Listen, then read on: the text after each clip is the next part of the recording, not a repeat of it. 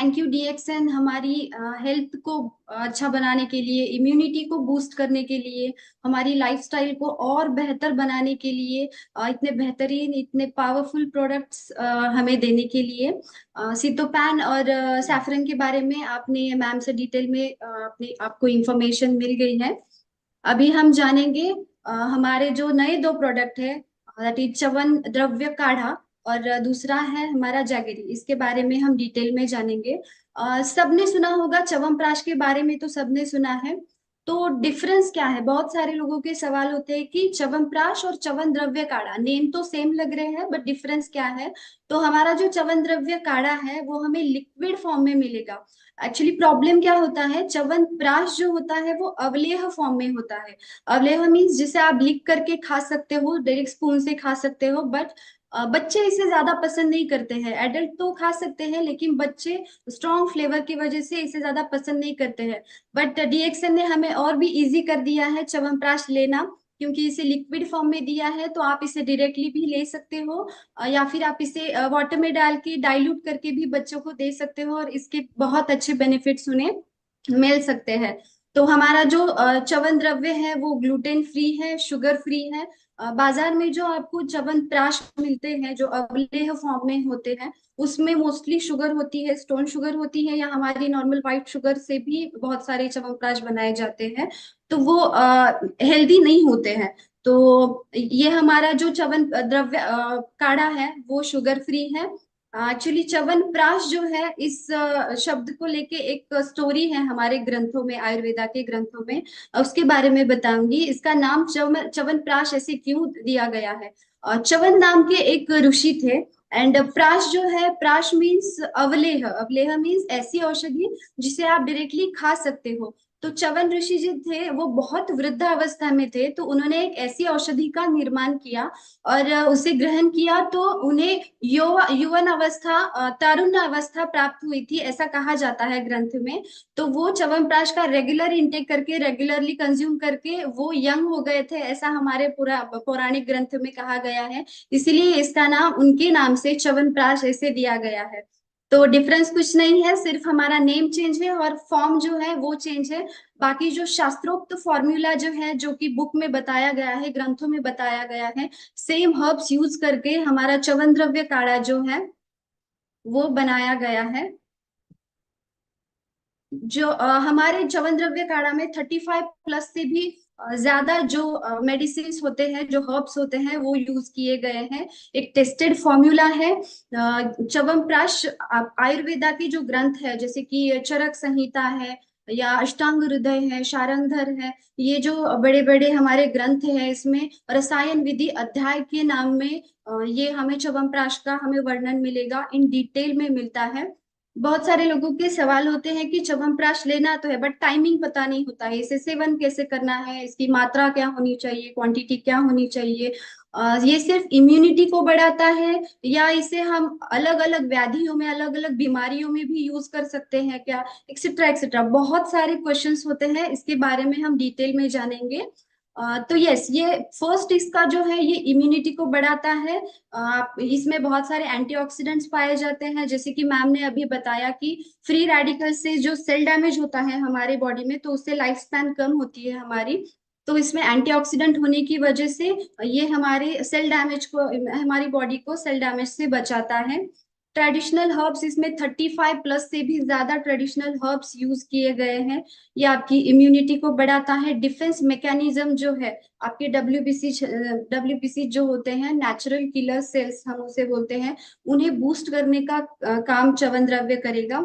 इसमें बहुत सारे विटामिन न्यूट्रिएंट्स पाए जाते हैं। विटामिन सी रिच है च्यवन द्रव्य, बिकॉज इसका जो मेन कंटेंट होता है तो वो है आंवला, और हम सबको पता है कि आंवला जो है वो विटामिन सी रिच सोर्स है। तो च्यवन द्रव्य जो है उसमें विटामिन सी बहुत मात्रा में पाया जाता है। रेस्पिरेटरी सिस्टम पे च्यवन द्रव्य बहुत अच्छे से काम करता है। आयुर्वेदा में इसके लिए कहा गया है, एक श्लोक आया है, श्वास कास हरश्चैव। मीन्स श्वास कास मीन्स जो रेस्पिरेटरी, अपर रेस्पिरेटरी डिसऑर्डर्स जो होते हैं, म्यूकस ज्यादा होना, सर्दी खांसी होना, या फिर अस्थमा के जो पेशेंट है उन पेशेंट में भी च्यवन द्रव्य बहुत अच्छा काम करता है। अगर म्यूकस ज्यादा बनता है, कंजेशन ज्यादा बनता है, बलगम ज्यादा निकलता है, तो उसमें च्यवनप्राश अगर च्यवन द्रव्य अगर आप रेगुलरली लेते हो तो वो बहुत हेल्पफुल रहता है आपके लिए। और एलर्जिक जो प्रॉब्लम्स होते हैं, जैसे कि पोलन की एलर्जी होती है, डस्ट की एलर्जी होती है, एलर्जिक राइनाइटिस है, एलर्जिक साइनोसाइटिस है, इन सारे प्रॉब्लम्स में च्यवन द्रव्य आपको बहुत आराम देगा। देन है डाइजेस्टिव वेलबींग पे च्यवन द्रव्य कैसे काम करेगा।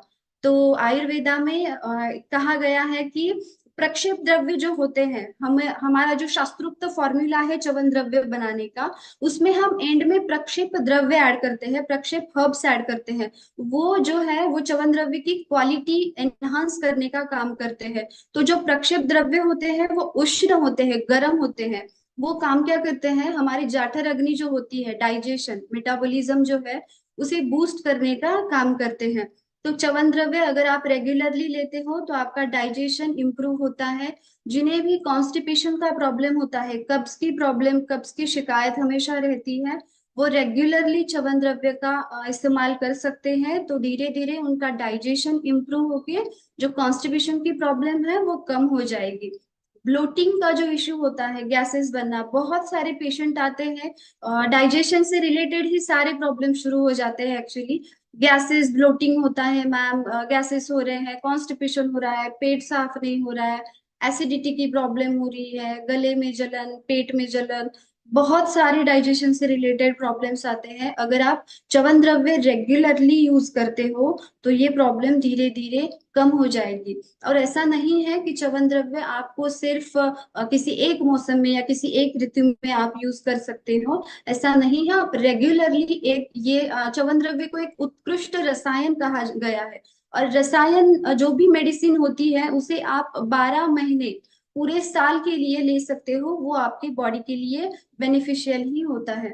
आपके बॉवल मूवमेंट को भी वो अच्छा करेगा और आपकी गट हेल्थ को अच्छा रखने का काम करेगा।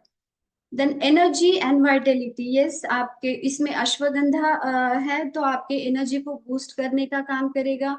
अगर आपको थकान महसूस हो रही है, आपको आपका काम ज्यादा है, फिजिकल हो, मेंटल हो, तो आपकी थकान दूर करने का भी काम च्यवन द्रव्य करेगा। एडाप्टोजेनिक प्रॉपर्टीज इसमें बताई गई है, तो स्ट्रेस रिलीज करने का काम करता है, फटीग रिलीज करने का काम करता है, रिजुविनेशन, एंटी एजिंग प्रॉपर्टीज बताई गई हैं। आंवला जो है वो रसायन द्रव्य है, इसके साथ दूसरे भी बहुत सारे हर्ब्स च्यवन द्रव्य में पाए गए हैं जो कि एंटी एजिंग का काम करते हैं, कोलेजन बूस्ट करने का, कोलेजन फॉर्मेशन का काम अच्छा करते हैं।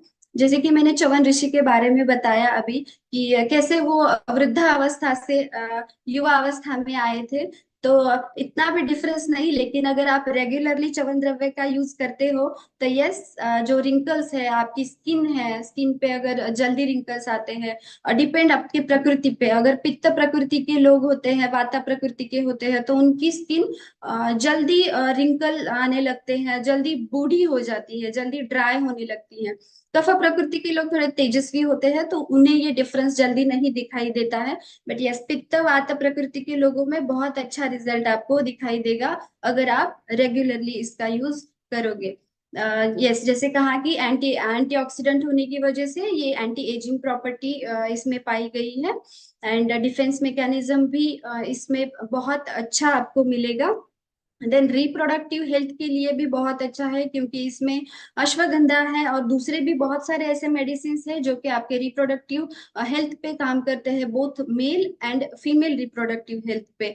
जो जिनका भी सॉर थ्रोट है, इसमें यष्टि मधु है, तो अगर गले में खराश हो तो गले में एक सूदिंग इफेक्ट देने का, थ्रोट को एक सूदिंग इफेक्ट देने का काम यष्टि मधु करता है। तो मेन सवाल जो होता है कि कैसे यूज करना है इसका, इसकी क्वांटिटी क्या होनी चाहिए। आयुर्वेदा में च्यवन द्रव्य हो या च्यवन प्राश हो, इसको लेने का एक काल बताया गया है, वो है रसायन काल। रसायन काल होता है ब्रह्म मुहूर्त। अभी ब्रह्म मुहूर्त पे कोई भी नहीं उठता है, हमें सबको पता है कि 4 बजे 3 बजे अभी कोई नहीं उठता है। उठते भी होंगे कोई लोग, बट ठीक है। जो उठते हैं तो उनके लिए ब्रह्म मुहूर्त एकदम बेस्ट काल है च्यवन द्रव्य लेने के लिए। जो नहीं उठते हैं, 7 to 8 तक, 8 AM तक आप च्यवन द्रव्य का इंटेक कर सकते हो, 30 ml ट्वाइस डेली। उससे खाली पेट लेना है। उसे लेने के बाद आधा 1 घंटे तक आपको कुछ भी नहीं खाना है। शाम के समय का जो टाइम होगा, जल्दी से खाना खा के शाम को सोने से पहले, रात को सोने से पहले आपको 30 ml एक तो पानी के साथ डाइल्यूट करके ले सकते हो, या आप डायरेक्टली भी ले सकते हो। क्योंकि हमारा जो च्यवन द्रव्य हो है वो शुगर फ्री है, तो इसमें शुगर नहीं है। तो आपको जो हर्ब्स है उसकी कड़वी या थोड़ी सी तीखी टेस्ट लग सकती है। ओके। तो आप मॉर्निंग में ब्रह्म मुहूर्त के टाइम पे, और नाइट में आप इवनिंग में खाना खाने के 1-2 घंटे बाद आप च्यवन द्रव्य को पानी के साथ या डायरेक्टली भी कंज्यूम कर सकते हो। वृद्धावस्था में च्यवन प्राश का, च्यवन द्रव्य का बहुत अच्छा इफेक्ट बताया है, क्योंकि वृद्धावस्था में टिश्यू का डीजेनरेशन शुरू हो जाता है। हमें पता है कि अर्थराइटिस की प्रॉब्लम बहुत शुरू हो जाती है। तो च्यवन द्रव्य जो है इसमें वातशामक औषधि है, वातघ्न औषधि है, जो हमारी बॉडी में ड्राइनेस हो या जॉइंट पेन हो उसे कम करने में हेल्प करती है। तो वृद्धावस्था में या बालावस्था हो, उसके लिए एक श्लोक आया है आयुर्वेदा में, जो है क्षीण क्षतणाम। क्षीण क्षत मीन्स जो हमेशा दुर्बल होते हैं, जिन्हें हमेशा बार बार कोई प्रॉब्लम होती है, हमेशा बीमार रहते हैं। वृद्धानाम मीन्स वृद्ध लोग, जो बूढ़े हैं उनके लिए भी। बालानाम मीन्स बच्चों के लिए भी। एंड चांगवर्धनम सबके लिए, बुढ़ो बच्चों से, बाल से लेके वृद्ध तक, या हमेशा जो बीमार होते हैं उनके लिए भी च्यवन द्रव्य एकदम बेस्ट बताया गया है। कांतिवर्धक बताया गया है, आपकी स्किन के हेल्थ को एनहांस करेगा, इम्प्रूव करेगा। मेधावर्धक बताया गया है आयुर्वेदा में इसे। मेधा मीन्स आपकी बुद्धि को भी, आपकी स्मृति को भी बढ़ाएगा। इसके प्राइजेस के बारे में हम जानते हैं। इसका जो एमआरपी है वो 940, डीपी जो है वो 750, एसवी 300, एमपीवी 300। या ये कुछ रेफरेंसेस हैं, अगर आपको चाहिए तो हम। Yeah.